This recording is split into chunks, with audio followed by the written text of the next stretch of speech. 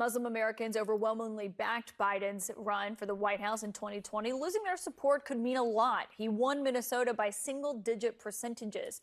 Same with several swing states that also have sizable Muslim populations. For more on this tonight and the impact it could have, here now is Wa'el Alzayat, the CEO of Engage, the largest U.S. group, I should note, focused on turning out Muslim American voters. And Wa'el, I'm so glad that you're here tonight. I want to talk about just overall this big picture of what this means. But on President Biden's comments tonight that he supports a pause, but as his administration has said no to a ceasefire, what did you make of that? Thank you so much for that. I think clearly the White House and the president is seeing and hearing the calls for a ceasefire, which are so much needed given the mounting death toll in Gaza, especially among children. Over 3,400 have been killed. And so therefore, the White House recognizes that this is really not sustainable. And I think you're starting to see now the president, perhaps others, start voicing statements in that regards. Secretary of State Blinken recently also supported a humanitarian pause, which the administration was not supportive a few weeks ago. So I think you're seeing that public pressure working, but it may take some time for them to fully embrace the reality that is needed, which is an absolute ceasefire in Gaza.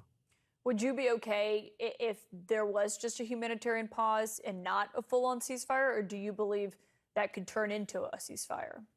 You know, at the end of the day, people may call it different things. What's important, if there's a cessation of hostilities that are suspending the bombing of civilians, of buildings, of homes, of schools, of hospitals, and killing children, right?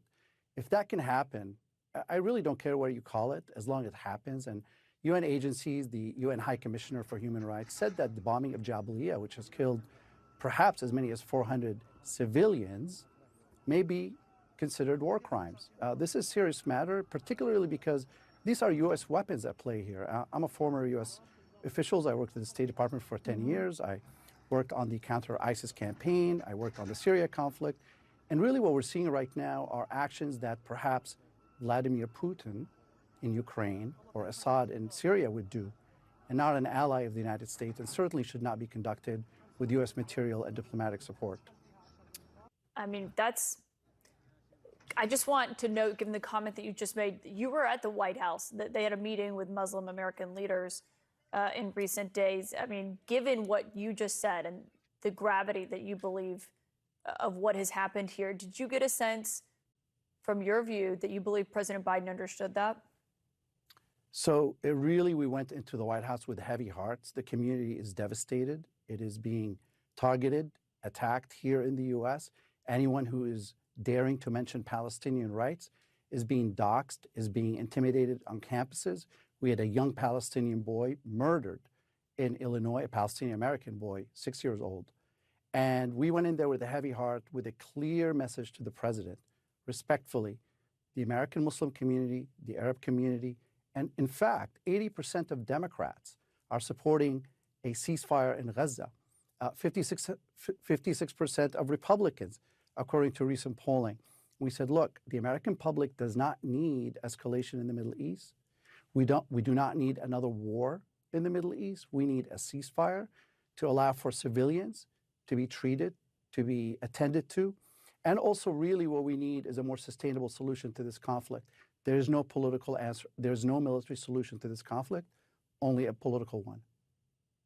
As you know, obviously, President Biden is running for re-election. You heard others saying if there is no ceasefire, they're not going to vote for him.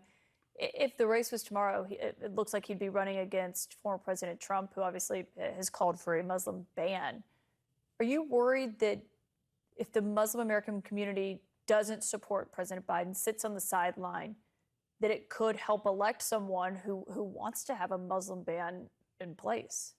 I'm worried about a lot of things right now, including that possibility. Of course, Donald Trump was horrible not just to the Muslim community, he was horrible to America and American democracy, which is why in 2020, 85% of Muslim Americans, according to Engage's data, voted for Joe Biden and Kamala Harris. We're proud of that decision because it was the right decision at that moment.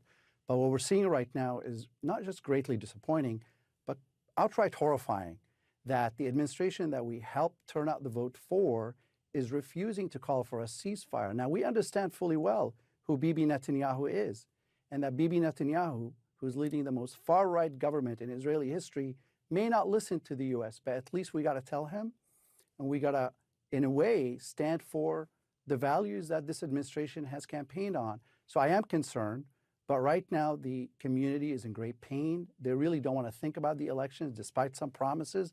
I think they fully understand what's at stake, and our organization will ensure that the Muslim community and allies do vote, which is very important. The question is for whom and why, and that remains to be determined. It's very important perspective, and I'm really glad that you joined me to share that with us tonight. So thank you, Wa'el, for being here. Thank you. Ahead, indicted Republican Congressman George Sanders